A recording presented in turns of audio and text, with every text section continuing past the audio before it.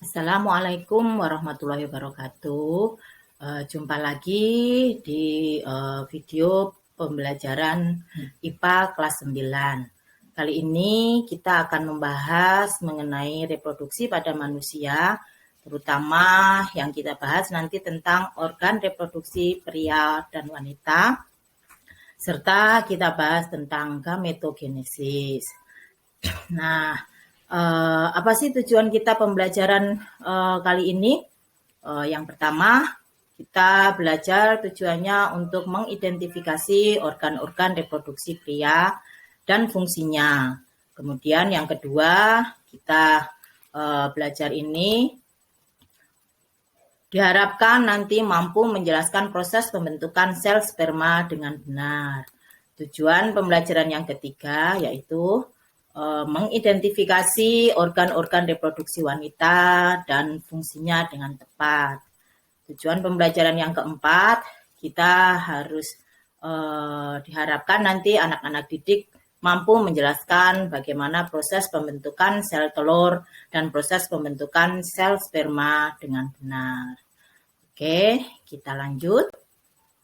Berikutnya, nah untuk memahami lebih jelas lagi, kalian tentu ingin tahu apa sih sebenarnya reproduksi itu? Ya, reproduksi adalah kemampuan makhluk hidup untuk bisa menghasilkan keturunan. Nah, ini mengenai apa itu reproduksi. Oke, setelah kalian paham apa itu reproduksi, nah sekarang kita harus tahu untuk apa sih makhluk hidup itu bereproduksi. Nah, tujuan kita bahas sekarang tujuan reproduksi. Tujuan dari reproduksi itu adalah untuk mempertahankan jenisnya supaya makhluk hidup itu tidak punah. Oke, contohnya misal saat sekarang ini kita tidak akan bisa melihat ataupun menemui yang namanya dinosaurus. Kalian ingat kan? Kita hanya bisa mengetahui atau melihat dinosaurus di film-film Jurassic Park misalnya ya. Itu adalah film animasi dan bukan dinosaurus yang sebenarnya. Nah, kenapa ya kita tidak bisa melihat dinosaurus? Hal ini disebabkan karena tingkat reproduksinya yang rendah. Membuat dinosaurus itu tidak punya generasi lagi dan akhirnya dinosaurus punah. Begitu juga dengan kita, manusia. Kalau manusia tidak mampu bereproduksi, maka tidak akan punya generasi penerusnya. Oke, kita lanjutkan. Nah, kali ini kita akan membahas tentang reproduksi pada manusia, khusus pada manusia. Nah, kita pahami apa saja sih organ-organ reproduksi pada pria dan wanita. Hal ini perlu kalian pahami. Kenapa? Nah, kita belajar tentang organ reproduksi manusia ini bukan masalah atau bukan materi yang tabu. Kalian harus belajar dan mengenal organ reproduksi sendiri. Kenapa? Agar kalian bisa lebih menjaga kebersihan dan kesehatan reproduksi masing-masing. Kita mulai dulu ya dengan organ reproduksi pada pria. Nah, apa saja sih organ-organ reproduksi yang ada pada pria? Organ reproduksi pada pria itu yang pertama terdiri atas dua bagian ya. Bagian yang pertama yaitu bagian yang luar. Nah, ini yang terlihat dan bisa kita amati secara langsung, yaitu ada yang namanya penis, kemudian ada yang namanya skrotum, atau biasa kita kenal dengan kantung testis. Ini bagian luar. Kemudian bagian yang dalam, ini tidak bisa kita amati secara langsung. Apa saja sih yang ada di dalam? Kita lihat nanti ya. Di dalam itu atau organ reproduksi pria yang ada di dalam yaitu epididymis, vas deferens, uretra. Juga ada kelenjar reproduksi ya atau vesikula, vesikula seminalis, kelenjar prostat dan kelenjar Cooper. Ini mengenai organ reproduksi pada pria. Kita lihat berikutnya ya. Ini kita pahami organ reproduksi pada pria ya. Kita bahas lebih lanjut pada gambar yang berikut ini. Sekali lagi Ibu tekankan, ini bukan hal yang tabu untuk kalian pelajari. Karena apa? Kalian harus mempelajari organ-organ reproduksi sendiri. Kita bahas ya. Kita lihat dari gambar.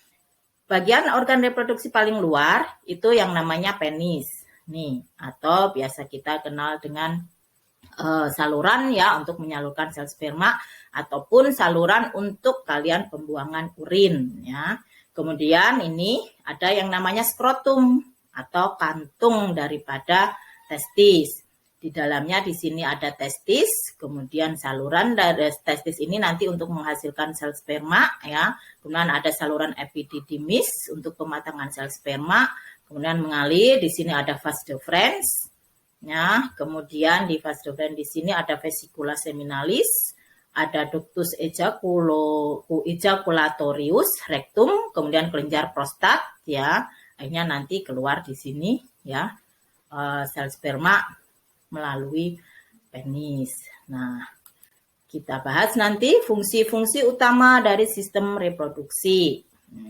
Sistem reproduksi pada pria itu berfungsi untuk menghasilkan sel kelamin jantan. Apa sih nama sel kelamin jantan? Yaitu sel sperma. Nah, bagaimana pembentukan sel sperma? Nanti kita bahas di pembahasan berikutnya. Sistem reproduksi pria terdiri atas kelenjar-kelenjar dan saluran-saluran. Nah, saluran-saluran ini yang nantinya digunakan untuk mengeluarkan sel sperma. Berikutnya, sekarang kita coba bahas ya nama-nama organ penyusun sistem reproduksi beserta fungsinya.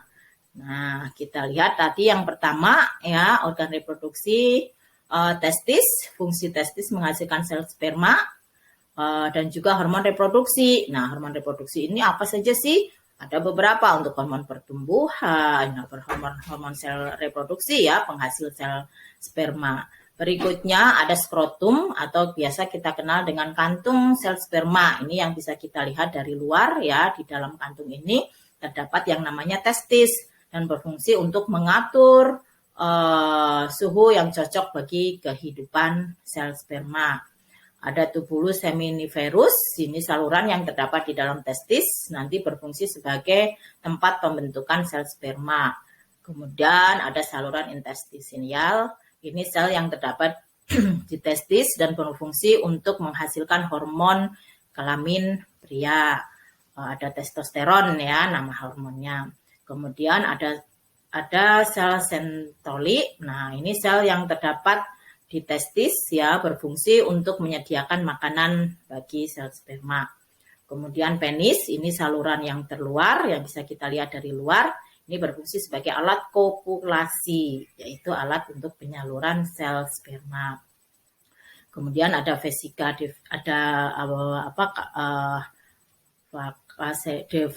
diferesia, ini berfungsi untuk menyalurkan sel sperma ke kantung sel sperma. Dan seterusnya ya, ini ada ductus epididymis, kemudian ductus epididymis ini tempat untuk pematangan dan untuk penyimpanan sperma ya, disimpan sementara. Kantung sperma tadi sudah kita pelajari ya. Kemudian ada kelenjar prostat dan kelenjar Cooper. Ini mengenai fungsi organ-organ penyusun sistem reproduksi pada pria.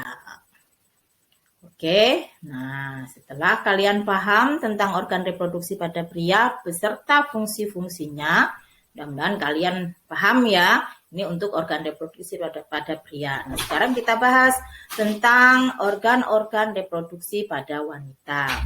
Sama seperti organ reproduksi pada pria, organ reproduksi pada wanita pun terdiri atas dua bagian, ya, yaitu bagian yang terluar yang bisa kita amati dan juga bagian yang di dalam, bagian yang tidak bisa kita amati. Nah, bagian luar itu apa sih? Ada apa saja? Di situ ada vulva atau celah yang di luar, ya. Ini bagi anak putri tentu saja sudah paham ya. Kemudian ada labium atau bagian bibir. Kemudian yang bagian paling dalam atau bagian di dalam itu ya bagian yang tidak bisa kita amati secara langsung, yaitu ada ovarium. Nah, ovarium ini nanti menghasilkan sel telur. Kemudian ada saluran telur, ada infundibulum, ada fimbriae, rahim, endometrium, dan juga ada serviks. Nah, kita perhatikan ya untuk lebih jelasnya, kita perhatikan dari gambar ini. Ini kalian bisa lebih mengetahui lagi, ini organ yang ada di dalam organ reproduksi wanita. Kita bahas ya satu persatu. Kita mulai dari yang A. Ini ada 2 ya. Ini yang kita sebut ovarium. Nah, kalau kita pakai tangan begini ya, seperti tangan kita kita angkat ya, dua-duanya. Nah, di telapak tangan ini, nah kita lihat ini yang namanya ovarium. Nah, seorang wanita itu punya ovarium sebelah kanan dan ovarium sebelah kiri. Nah, untuk apa sih ovarium ini? Ovarium itu untuk menghasilkan sel telur atau menghasilkan ovum. Di mana nanti ovum ini yang dihasilkan ini dalam 1 bulan itu bergantian. Jadi 1 bulan sebelah kanan, bulan berikutnya sebelah kiri, dan ini bergantian ya. Nah, masa-masa pematangan sel telur ini yang nantinya sel telur keluar ya. Nih. Nah, kita lanjutkan. Setelah sel telur matang keluar, di sini akan ditangkap oleh corong yang namanya infundibulum atau ini kita sebut sebagai corong ovidak atau corong dari tuba falopi ya. Nih. Ini corongnya ya, seperti jari-jari. Ini untuk menangkap sel telur apabila sel telur sudah mati dan sudah matang dan keluar dari ovarium. Kemudian masuk lagi ke sini, ke saluran ovidak atau saluran tuba falopi. Nah, di saluran inilah nanti yang berfungsi sebagai tempat untuk fertilisasi atau tempat untuk pembuahan. Kemudian ke sini lagi ini yang namanya rahim ya, bagian D. Rahim atau biasa kita kenal dengan uterus. Di dalam uterus ada dinding uterus. Nih yang kita kenal dengan istilah endometrium ya. Kemudian ada serviks atau mulut rahim dan bagian luar yang kita sebut dengan vagina. Nah, sudah jelas ya anak-anak? Ini kalian bisa mengamati dari gambar ini tentang organ-organ reproduksi pada wanita. Kita lanjutkan yang berikutnya. Nah, sistem reproduksi pada wanita seperti juga pada pria. Ya, pada wanita terdapat yang namanya sepasang ovarium, tadi yang sudah Ibu jelaskan ya. Nah, ovarium ini berfungsi untuk menghasilkan ovum atau biasa kita mengenalnya dengan istilah sel telur. Nah, setiap ovarium ini mempunyai saluran telur yang disebut tuba falopi atau ovidak ya. Di mana ovidak atau tuba falopi ini berfungsi sebagai tempat fertilisasi atau sebagai tempat pembuahan. Kemudian tadi sudah Ibu bahas juga ya di gambar yang tadi. Setelah sampai di sini ada yang namanya infundibulum atau kita mengenal dengan istilah corong ovidak. Jadi bentuknya seperti kayak ada fimbriae ya, seperti corong nih dan merupakan ujung dari tuba falopi. Berikutnya ya, di dalamnya juga terdapat 2 saluran telur ya yang bermuara pada uterus atau rahim yang berfungsi untuk tumbuh dan berkembangnya embrio. Nah, ini adalah fungsi dari rahim atau uterus, di mana rahim atau uterus ini untuk berkembang atau tumbuh dan berkembangnya embrio. Kemudian ada lagi di sistem reproduksi wanita yang tadi sudah Ibu sebutkan pada gambar ya, endometrium. Kita bahas kembali. Endometrium atau biasa kita kenal dengan dinding rahim. Nah, ini pada anak-anak yang putri biasanya ya, pada anak-anak putri yang belum menikah, dinding rahim ini ya, karena tidak ada terjadi proses pembuahan, nanti dinding rahim ini akan meluruh atau akan runtuh. ya, kontraksi dalam 1 bulan dinding rahim ini akan luruh ataupun runtuh, di mana dinding rahim ini sebetulnya berisi pembuluh darah, jadi terdiri atas pembuluh darah. Karena tidak ada bayi atau tidak terjadi pembuahan, tidak ada penempelan bayi. Nah, nanti dinding rahim ini akan meluruh, ya, yang kita sebut atau kita kenal dengan istilah menstruasi, ya. Nah, ini dalam waktu 1 bulan bergantian, ya. Nah, biasanya untuk anak putri ini yang sudah merasakan kalau pada saat menstruasi biasanya ada perubahan-perubahan, ya, ada perubahan hormon, dan kadang-kadang kalian suka merasa apa, ya, emosinya labil, kadang-kadang marah-marah sendiri, ya. Kenapa sih, ya? Biasanya kadang-kadang kenapa ya saya kalau mau menstruasi gampang sekali tersinggung. Nah, itu karena ada pengaruh hormon, ya. Pengaruh hormon, dan hormon-hormon itu mulai bekerja, ya, sehingga kadang-kadang emosi kalian tidak terkontrol. Nah, meluruhnya dinding rahim ini, ya, akhirnya keluarlah darah yang kita sebut darah menstruasi. Anak putri juga mungkin, ya, pada mengenal, ya, yang namanya menstruasi. Dan karena pengelupasan dinding rahim, ya, jadi ibaratnya kalau ini dinding rahim, nah di sini ada yang namanya pengumpulan atau dinding rahim ini terdiri atas kumpulan pembuluh darah. Pada saat 1 bulan itu karena tidak terjadi pembuahan, ini meluruh karena ada kontraksi dinding rahim. Nah, ini meluruh ini kadang-kadang di beberapa anak-anak atau di beberapa wanita suka terjadi perubahan. Nah, kadang-kadang merasa sakit, ya. Ini jadi kerasa sakit karena ini ngelupas. Kalau pengelupasannya terlalu besar, kadang-kadang kalau menstruasi itu kita lihat seperti gumpalan darah seperti ati, ya. Tapi jangan khawatir, selama kalian tidak merasakan sakit yang berlebihan, itu masih aman-aman saja, ya. Tapi anak-anak, kalau misalnya kalian merasakan, Bu, kok saya menstruasi perut sakit, kemudian menstruasinya lama, saya sampai 2 minggu keluar darah terus. Nah, mungkin ada atau ada sesuatu, ya, ibaratnya ada yang organ reproduksinya ada yang mungkin mengalami gangguan, ya. Jadi lebih baik segera kalian periksa ke dokter, ya. Khusus dokter untuk kandungan. Tidak apa-apa, jangan khawatir kalau Ibu dokter kandungan kan hanya untuk orang-orang yang hamil, tidak. Itu juga untuk memeriksakan apakah ada kendala atau apakah ada gangguan di dalam organ reproduksi kalian. Nah, bagi anak-anak kalian mungkin, ya, di kelas 9 ini ada, Ibu kok saya belum menstruasi, ya. Itu juga jangan khawatir, ya. Atau kadang-kadang Ibu saya kok menstruasinya nggak teratur, ya.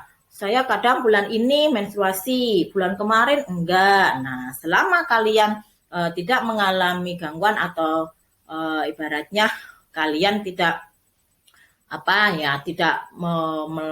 ibaratnya tidak ada keluhan-keluhan yang keluhan yang mungkin mengganggu kalian, itu masih aman. Kenapa? Di masa-masa usia kalian itu menstruasi kalian belum lancar. Karena apa? Organ reproduksi kalian masih istilahnya baru berfungsi, ibaratnya baru belajar berfungsi. Jadi, kalaupun kalian waktu menstruasinya tidak teratur, itu masih aman saja, ya. Jangan khawatir anak-anakku. Oke, kita lanjutkan. Yang berikutnya ada yang namanya leher rahim atau biasa kita kenal dengan istilah serviks. Nah, serviks ini berhubungan dengan vagina yang berfungsi tempat keluarnya bayi dan tempat mengalirnya darah pada saat menstruasi. Jadi untuk para orang tua misalnya atau pasangan suami istri yang sudah hamil, misalnya si ibu hamil, tempat keluar bayi inilah, ya, yang namanya vagina. Ini untuk yang kelahiran normal. Ada yang mengalami kendala mungkin karena tidak bisa lahir normal, ada istilah yang namanya melahirkan secara sesar. Nah, itu untuk hal-hal yang di luar kebiasaan, ya. Kita lanjutkan. Ada yang namanya fimbriae. Fimbriae ini struktur yang berjumbai, ya. Nah, ini seperti tadi ya kayak seperti jari-jari kita begini ya. Ini yang namanya fimbre, seperti jari jemari. Nah, fimbre ini fungsinya untuk apa? Menangkap sel telur yang keluar dari ovarium. Jadi pada saat ovarium ini mengeluarkan ovum, mengeluarkan sel telur ini lepas. Nah, pada saat sel telur lepas ditangkaplah oleh yang namanya fimbre. Jelas ya anak-anak? Semoga penjelasan ini kalian jadi lebih paham ya. Kita lanjutkan. Nah, setelah kalian memahami tentang apa saja sih organ reproduksi pada pria dan juga organ-organ reproduksi wanita, tadi kalian masih ingat kan? Ada yang namanya sel gamet. Tadi ya untuk pria misalnya testisnya menghasilkan sel sperma. Untuk yang wanita tadi ovariumnya menghasilkan sel telur atau ovum. Nah, sel telur dan ovum itu kita kenal dengan namanya sel kelamin atau sel gamet. Bagaimana sih sel telur dan juga sel sperma itu bisa terbentuk? Nah, sekarang kita bahas ya mengenai bagaimana proses pembentukan gamet. Nah, proses pembentukan gamet, baik gamet pada pria maupun gamet pada wanita, kita mengenal dengan istilah yaitu gametogenesis. Apa gametogenesis? Nah, ini adalah peristiwa pembentukan gamet atau sel-sel kelamin. Terdiri atas dua, yaitu spermatogenesis. Cara mudah kalian menghafalkan spermatogenesis, berarti proses pembentukan sel sperma. Yang kedua, oogenesis. Kalian ingat oogenesis Oh, berarti yang namanya oogenesis adalah proses pembentukan sel ovum atau sel telur. Paham ya mengenai gametogenesis? Nah, kita bahas yang berikutnya. Apa sih itu gametogenesis?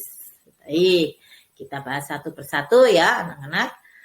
Ini gametogenesis terdiri atas dua, tadi sedikit sudah Ibu bahas, yaitu ada spermatogenesis dan oogenesis. Spermatogenesis proses pembentukan sel kelamin pria atau kita mengenalnya dengan istilah sel sperma. Berikutnya, kalau oogenesis proses pembentukan sel kelamin wanita atau kita mengenalnya dengan istilah sel ovum. Kita lanjut. Nah, ini tentang bagaimana sih proses pembentukan sel spermatogenesis atau kita kenal juga pembentukan sel sperma, istilahnya spermatogenesis, dan bagaimana oogenesis itu terjadi. Ini bagannya ya. Ini bagan mengenai perbedaan antara spermatogenesis dan oogenesis. Nah, apa sih perbedaannya? Kita bahas dulu mengenai spermatogenesis. Ini berasal dari ya sel spermatogonium. Ini membelah menjadi sel spermatosit primer ya. Kemudian pada tahap meiosis 1 membelah menjadi 2 nih. Ya, di mana nanti masing-masing belahan ini membelah lagi menjadi 2. Nih, yang awalnya ya. Awalnya ini dari meiosis 1 membelah jadi 2 atau biasa kita kenal dengan istilah spermatosit sekunder ya. Nah, masing-masing spermatosit sekunder ini membelah lagi menjadi 2. Nih, ya pada tahap meiosis 2. Sehingga didapatlah yang namanya nih anakan ya atau 4 sel sperma atau sel spermatosis atau sel sperma anakan yang jumlahnya ada 4. Jadi, ini yang kita kenal dengan proses spermatogenesis di mana pada sekali proses pembelahan akan menghasilkan 4 ya jumlahnya 4 sel sperma anakan. Nah, ini bentuk sel sperma ya. Kalau kalian perhatikan seperti apa? Iya, kita perhatikan sekilas. Ini mirip dengan kecebong, Bu. Ada yang mirip kecebong. Oh iya, betul sekali. Nah, ini adalah bentuk daripada sel sperma ya. Ada bagian kepala, ini bagian kepala dan bagian ekor. Nah, bagian ekor inilah yang berfungsi untuk bergeraknya sel sperma. Jadi bergerak ini ya pada saat proses pembuahan nanti.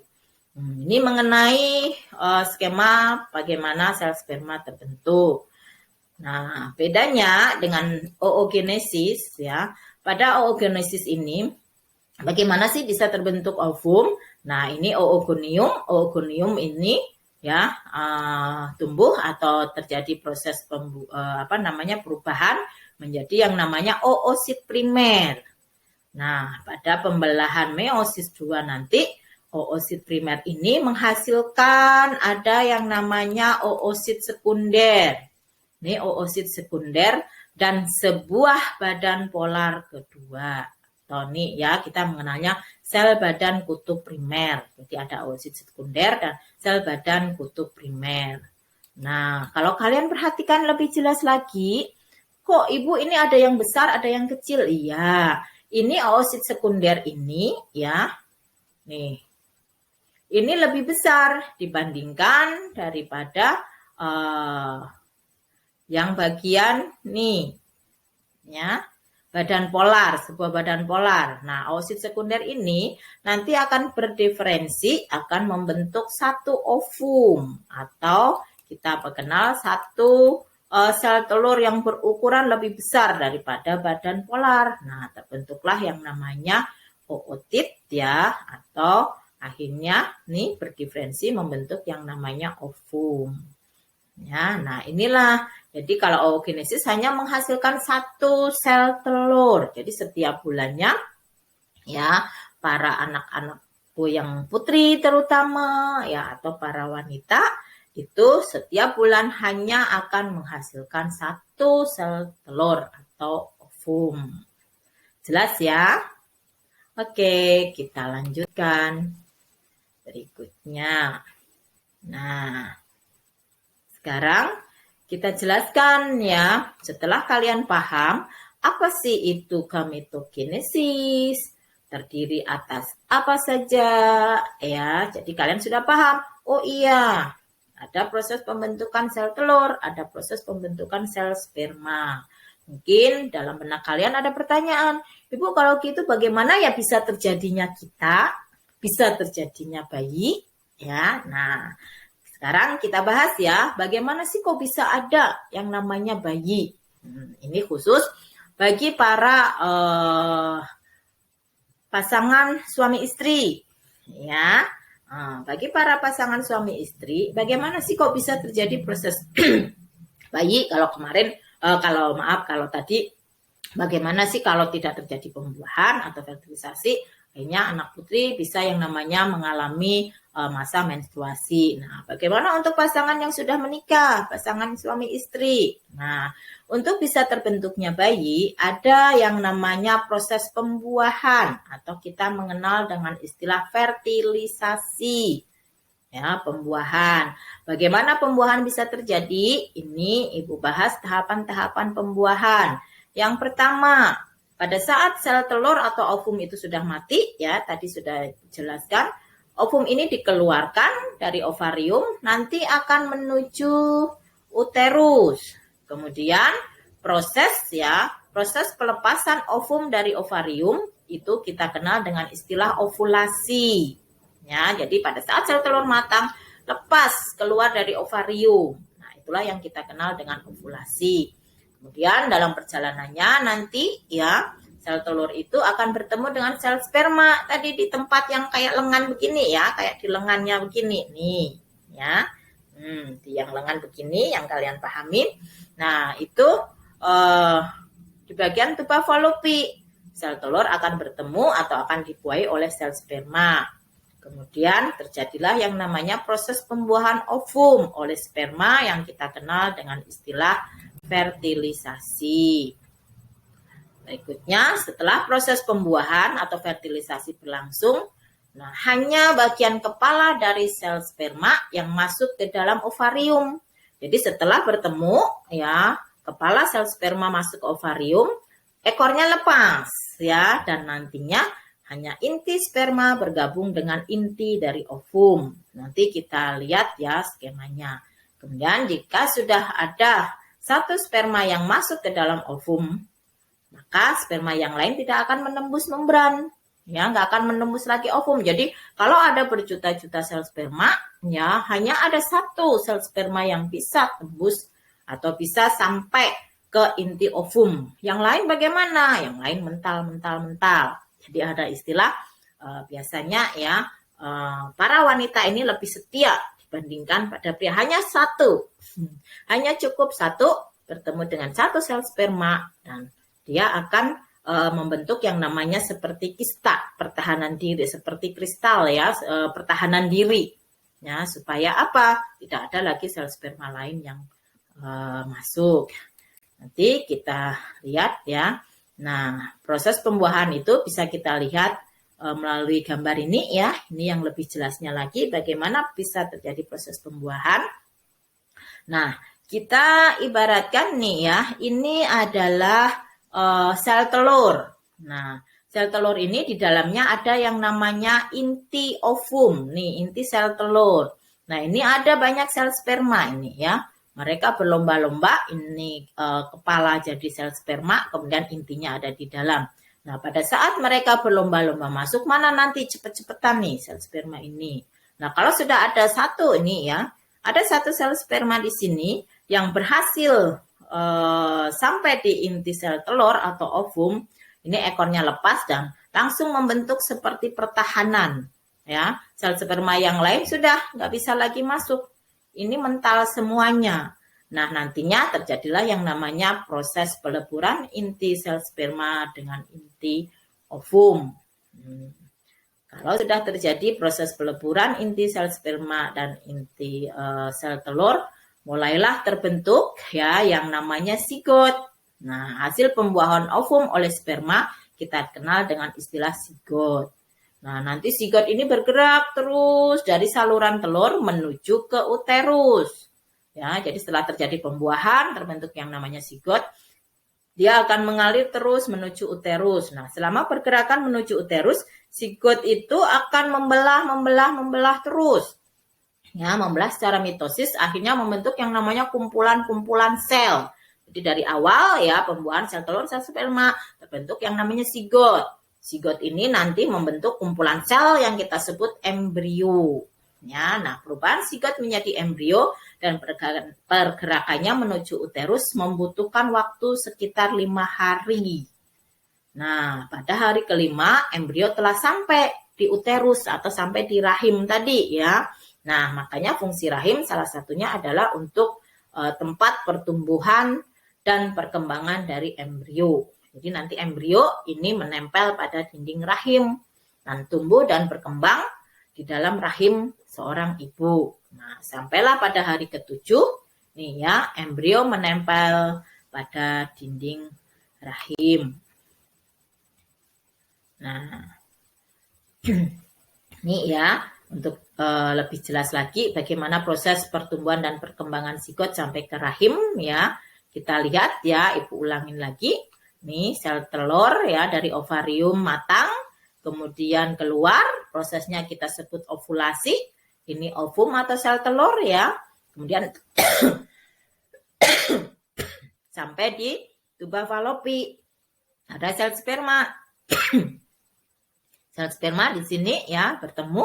Ini terjadi proses pembuahan sel telur dengan sel sperma, inti sel telur dalam sel sperma yang tadi sudah Ibu bahas. Jadilah yang namanya zigot. Nih, dalam perjalanan zigot membelah menjadi 2, menjadi 8 dan seterusnya terbentuklah jadi embrio. Nah, kemudian embrio ini ya menempel pada dinding rahim. Dah, tumbuh dan berkembang di sini nanti embrionya. Nah, inilah yang dikatakan bahwa seorang ibu sudah mulailah hamil. Nah, pada saat hamil seperti ini, sudah tidak mengalami menstruasi lagi. Nah, di dinding rahim ini kan tadinya isinya pembuluh. Pembuluh darah inilah yang digunakan untuk tempat menempelnya bayi. Ibaratnya seperti tempat tidur bagi si bayi. Ya, nah karena sudah ada yang menempel di sini, sehingga seorang wanita yang sudah mengalami hamil, ya pada masa kehamilan dia tidak akan menstruasi, ya kecuali ada guncangan dan sebagainya, ya itu akan membahayakan janin. Makanya para wanita kalau sedang hamil tidak boleh terlalu keletihan, tidak boleh terlalu banyak emosi untuk menjaga kestabilan daripada bayi, ya, supaya bayi tumbuh sehat, tumbuh berkembang sehat. Nah, ini proses bagaimana perkembangan embrio, ya, setelah menempel di dinding rahim, ya, sampai akhirnya terbentuk yang namanya bayi. Nih tadi ini sudah menempel dinding rahim, ya, mulai berkembang si bayi, ya, terbentuk lapisan luar, lapisan dalam, dan seterusnya, ya. Ini bagaimana proses pembentukan bagaimana proses berkembangnya bayi. Nah, kalian perhatikan, ya, ini sudah berada di dalam rahim. Pada minggu ke-8 struktur umum, ya, dari tubuh dewasa telah mulai terbentuk dan plasenta juga mulai terbentuk. Nih, ya, ini cairan amnion, ya, dan mulailah terbentuk organ-organ pada si bayi, ya. Nih, ini ada pembuluh darah dari ibu, ya, si bayi makan melalui saluran yang namanya plasenta, ya, untuk menyalurkan makanan dari si ibu pada si bayi. Kemudian ini cairan amnion, cairan yang melindungi bayi, ya. Lainnya ini, ya, kalian bisa perhatikan prosesnya pada minggu ke-4, ini yang A seperti ini, minggu ke-7 seperti ini, ya. Nah, minggu ke-13 nih mulailah nih, ya, bayi nih berada di posisinya untuk terjadinya proses kelahiran. Nah, setelah itu, ya, setelah proses kelahiran, jadi bisa kita simpulkan, ya, dari organ reproduksi sampai akhirnya terbentuklah yang namanya bayi, ya. Ini masa pertumbuhan dan perkembangan manusia. Bisa kita ambil kesimpulan, bagaimana sih setelah janin tumbuh dan berkembang di dalam rahim ibu dalam waktu kurang lebih 9 bulan 10 hari, terlahirlah yang namanya bayi dan mulailah tumbuh nih, ya, tumbuhlah bayi. Tumbuh bayi, dari bayi kemudian menjadi balita, balita menjadi anak-anak, anak-anak akhirnya tumbuh dan berkembang menjadi remaja, kemudian jadi dewasa, sampailah ke manula. Saya rasa sampai di sini, ya. Mudah-mudahan kita, ya, bisa lebih mengenal lebih jelas lagi bagaimana organ-organ reproduksi manusia dan perkembangan manusia. Terima kasih, ya, semoga kalian paham, semoga bisa bermanfaat. Sampai jumpa pada video pembelajaran berikutnya. Assalamualaikum warahmatullahi wabarakatuh.